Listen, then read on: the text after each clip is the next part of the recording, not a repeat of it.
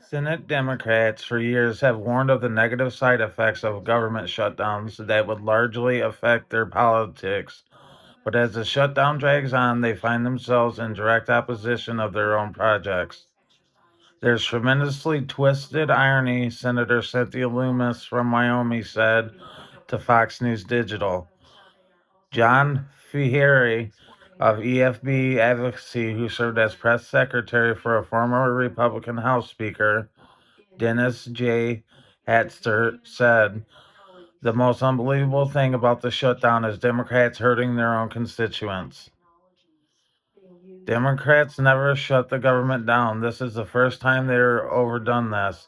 I mean, they've let the Republicans shut the government down, but they never done it on purpose," he said. As Senate Democrats have pushed the shutdowns into the longest on record, they still aren't ready to reopen the government, even as millions who rely on food stamps from the Supplemental Nutrition Assistance Program are only set to get partial benefits. Senate Majority Leader Chuck Schumer and his caucus have remained firm in their demand that they got to guarantee to extend expiring Obamacare premium subsidies in exchange for their votes to reopen the government. The Democrats have blasted President Donald Trump and his administration for threatening not to fund federal food benefits. Earlier this week, Trump said the food stamps would not be funded despite a court order requiring that the least be partial payments received. They're the ones who shut the government down, Loomis said. They won't reopen it, and so they got nothing to complain about. It's within the control to reopen the government. It's in their control. His administration has since changed course, however, and announced a memo from the U.S. Department of Agriculture that the Americans that rely on the benefits would receive 65% of their typical allotment amount. A federal judge then ordered the administration to fully fund food benefits by Friday. We're finding out that it's hurting the union workers, it's hurting its travelers, it's hurting people who rely on food stamps. I mean, it's hurting Democrats. We're finding out that it's hurting union workers, it's hurting air travelers, it's hurting people who rely on food stamps. The high priority is showing that they tough against Trump and they are more happy to use their constituents as cannon. Okay. I'm sorry about that. I screwed up a part. Democrats acknowledge that the pain of the shutdown can't be ignored, but remain firm that their fight to extend the healthcare subsidies is worth leaving. Shutdown sucks. I want it over. But I don't think we fully come to recognize how much pain is going to exist in this country when 4 million people lose their health care insurance. Senator Chris Murphy mentioned. That's as devastating, if not more devastating in the long run, than the pain people are feeling this month. Julian Epstein, former chief counsel of the House Judiciary Committee of the Democrats, told Fox News Digital that Republicans had the opportunity to seize the narrative on health care. If I were advising Trump, I would tell him to make the case in an Oval Office address that the Democrats are voting to close the government and that it's the Republicans that want to reopen it. The president should also lay out his vision for the controlling health care premiums, Epstein said. Voters are starting to tone out the inactive form of both sides and all the noise. They want a clear plan for their economic concerns. And Fahey similarly argued Republicans should take their moment to health care, pointing that Democrats are effectively delaying the discussions on Obamacare by prolonging the shutdown. If Republicans were smart, they would be talking about why Obamacare is fundamentally broken and how to fundamentally change. But Republicans don't really like to talk about healthcare, which is kind of annoying, he said. Yeah, but I do think the fact that it's gone past the November 1st enrollment deadline has made them even more complicated. There is a sense on Capitol Hill that the shutdown could come to an end, but Republicans contend it will be up to the Senate Democrats. A dozen centrist Democrats are mulling an offer to the GOP that would guarantee a vote on the expiring subsidies after the government reopens, coupled with the House passed continuing resolution and trio of spending bills to jumpstart the government's funding process. But many of the caucuses say that's not enough. The demand that Trump sit down and meet with Schumer and House Minority Leader Hakeem Jeffries, the Democrat from New York, to hash out a deal. They also believe the Republicans are feeling the heat from Tuesday night's elections, where Democrat candidates swept their Republican opponents in statewide elections, and they point to comments Trump made that the shutdown was hurting the GOP. I don't think there's infighting in the government, especially the Republicans, because they were blue states to begin with, and it was inevitable that there was a good possibility Mamdani was going to get in, and so the one who threatened to kill family members of Republicans and also the Republicans themselves that were threatened. Not only that, what's his name? I can't remember his name, but it's from the other state. He also was. We knew there was a good possibility he was going to get in, so I don't. That was no surprise to the Republicans. James Langford of Oklahoma contended that Trump meant was Democrats were using the shutdown to fire up the base, which is what they're doing. That's just my opinion. Um, they're playing to the radical side of the Democrat Party, the AOCs, the Mamdani, and all of them, because the last time Chuck Schumer, he voted, I think it was for the big beautiful bill, but I'm not sure. And when the bill was passed, they all attacked Schumer because Schumer went along with it and allowed it to be passed. And he's afraid of losing his seat. He's afraid that AOC might contend against him for a seat, or they may try to kick him out altogether. That's the real reason why. Still, Democrats largely remain firm that the only off ramp they want starts at the White House. Shutdowns are terrible. I mean, I don't know what to tell you. Senator Brian Schultz of Hawaii told Fox News Digital it's really awful that people are going through, and the only way out of this is the negotiation. But does Democrats really want to negotiate? They never do anywhere. It don't matter if it's Pelosi, Chuck Schumer, Hakeem Jeffries, any of them. It's all political theater. I also want to give an example of some of the difficulties that's involved with the shutdown happening, and that's I want to bring up about the transportation department and how flights are being delayed. That's just one major thing, especially with the Thanksgiving and Christmas coming up and people traveling. It's really going to affect them. So I'd like to talk a little bit about that, and I got an article pulled up I want to read to you. So here we go. The Transportation Secretary, Sean Duffy, said Friday that air travel could take days, if not weeks, to get back to normal once the government shutdown ends. Even if the government opens tomorrow, which it won't, it doesn't look like it's going to take us days to assess the controllers coming back into their facilities to their towers, Duffy told America Reports. And once we start to move those numbers back down to zero on our required 10%, the problem is the airlines then have to put those planes back on the books again, he said. He said there will be a lag of several days to a week before airlines and airports can return to normal operations. It's going to take some time for the airlines to respond, so once we see more controllers in the towers than airlines have to respond to that, Duffy said. It can be days, if not a week, before we get back to full flights when the shutdown ends. If the federal shutdown continues, the cuts will multiply due to increased air traffic control shortages.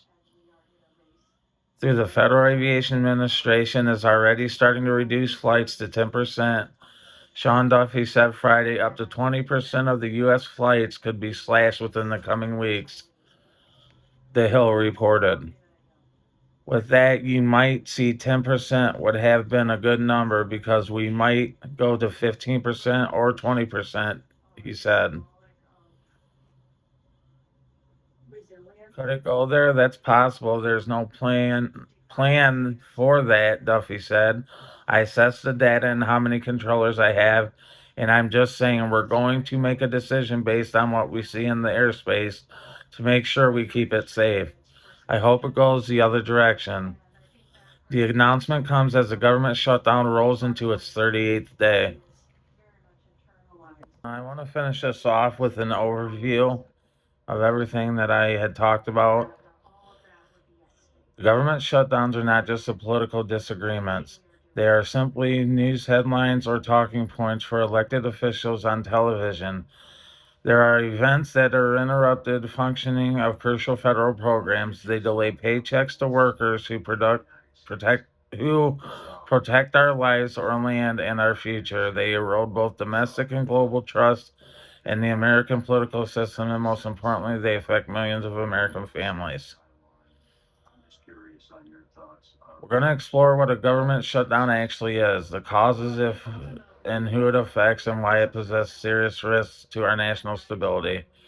More importantly, we'll focus on the human cost, the struggling families, the children who go without meals, the seniors whose benefits are delayed, and the businesses who lose revenue. The government shutdown occurs when Congress fails to pass appropriations bills or fails to agree on a temporary funding measure before the end of the fiscal year or before previously approved funding expires. Let me repeat that. Our government, the one who's most powerful and influential of the institutions in the world, shuts down simply because lawmakers can't agree. During the shutdown, all essential federal agencies stopped the operating essential workers like air traffic controllers. We talked about Border Patrol agents, TSA officers must still report to duty, but they are not paid until funding is restored. To put it plainly, the government tells people to stay home or to work without pay. They're not hypothetical. They have happened over 20 times since the modern budgeting system began in 1976. The longest lasted 35 days from December 2018 to January 2019. The shutdown affected nearly 800,000 federal workers, but the people directly employed by the government were only the beginning. Let's start with the individuals most directly impacted, the federal employees. These workers include park rangers, food safety inspectors, military members, scientific researchers, passport processors, IRS employees, and countless others. They're ordinary American parents, students, veterans who depend on their paychecks just like anyone else. Hundreds of thousands are furloughed without pay. Hundreds of thousands more must work without pay because their jobs are considered essential. When the government closes, these Americans are told, you will be paid eventually, we just don't know when. Think about what that means for someone who has children to feed, rent to pay, or medical bills that don't pause when Congress stalls. Many workers end up visiting food banks, taking out emergency loans, or driving their red share apps just to survive. And to boot, what's really bull crap is that the Congress still gets paid. It's ridiculous. In the 2018 and 19 shutdown, the Coast Guard posted a tip sheet encouraging military families to hold a garage sale and babysit to earn money. Imagine being responsible for protecting U.S. waters and being told to sell your belongings to keep your lights on by the government. A shutdown is not just about paychecks; it's about access to programs that millions rely on. Let's look at some of those programs. For instance, the SNAP benefits, which we all know over 42 million Americans are going without food stamps during the shutdown. The shutdown means babies may not get their formula, pregnant mothers may not have nutritional support, and schools may struggle to fund free lunch programs.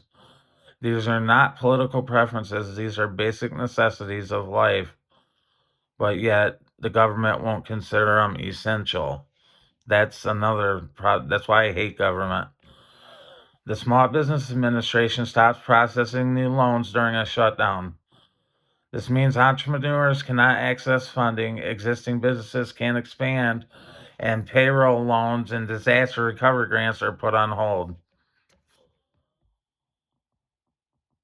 During for travel and transportation, like we're talking about the airlines, air travel becomes more dangerous and less efficient. Why? Because air traffic controllers and TSA agents must work without pay. During the 2019 shutdown, unpaid air traffic controllers called out sick, and delays at major airports extended 2 hours. The aviation system, the backbone of the global economy, has placed at risk. Imagine boarding a plane knowing that people guiding you flights are stressed, exhausted, and unsure when they are going to be paid. The environment and public health agencies like the Environmental Protection Agency and Centers for Disease Control Prevention pause research, enforcement, and inspections. During the shutdown, toxic pollution cases go unmonitored. FDA inspections of certain foods are halted. Disease response efforts slow down. Delaying public health is not a minor inconvenience, it's dangerous. They cause chaos for Americans' national parks, treasured sites that belong to every citizen during the shutdown. Visitor centers are closed, rangers are furloughed, and maintenance stops. In the absence of supervision, trash piles up, natural habitats are damaged, and one shutdown, overflowing toilets forced parks to close for sanitation reasons. The irony is painful. Americans pay taxes to preserve these lands, only to find them neglected and inexcusable due to political dysfunction. And that's if you're lucky. Some states, they're disastrous, even if the government is open.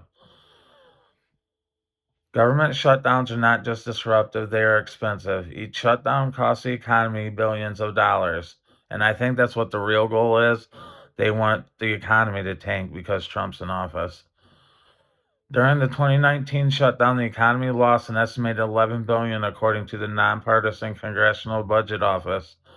Some losses were permanent, revenue that will never be recovered. Businesses near federal facilities, coffee shops, restaurants, daycares lose customers immediately. Federal contractors often never receive back pay, meaning shutdown costs private workers even more than the federal workers. They also damage global markets. When the U.S. fails to pass a budget, it signals instability in international investors. Financial confidence is fragile. A single headline about Congress arguing about funding can cause the stock market to drop. Think about the absurdity here. The United States spends more money in losing money during a shutdown than it would cost to keep the government open. Let me repeat that. The United States spends more money losing money during a shutdown than it would cost to keep the government open or operating. The emotional and psychological toll of the shutdown cannot be measured. Only in dollars and cents. Shutdowns create uncertainty and stress for families, students, veterans, businesses, and retirees. Here are some real examples of the shutdowns have caused. A single mother working for the federal government unable to afford medicine for her child. A family forced to delay a funeral because the Department of Defense couldn't release its benefits. A college student unable to obtain federal financial aid documents needed for enrollment. Veterans waiting longer on disability claims. These are not theoretical scenarios, these happen. Shutdowns treat the lives of Americans like bargaining chips. Why do shutdowns happen? Because Congress fails to perform or do its job. Sometimes shutdowns occur due to disagreements over spending levels. Over times they are used as political leverage. Other times they're used as political leverage. One side refuses to fund the government unless the other side agrees to policy demand, which is what we're dealing with now with the Democrats wanting to hold hostage the government or the people because they want Obamacare to fund illegal aliens and everything else. Shutdowns occur not only because lawmakers cannot agree, but because they choose not to. Meanwhile, federal workers go without pay, small businesses suffer, and families lose access to essential services. A shutdown represents political dysfunction at the highest level, and we're about there. They send a clear message to Americans and to the world: the United States cannot govern itself. Every shutdown weakens confidence in the democratic system. Citizens begin to feel the politicians care more about scoring points on television than solving the problems. International partners begin to question America's reliability. America is the strongest when the government is stable. Shutdowns undermine the stability and risk damaging our credibility on the world stage. I couldn't have said that better.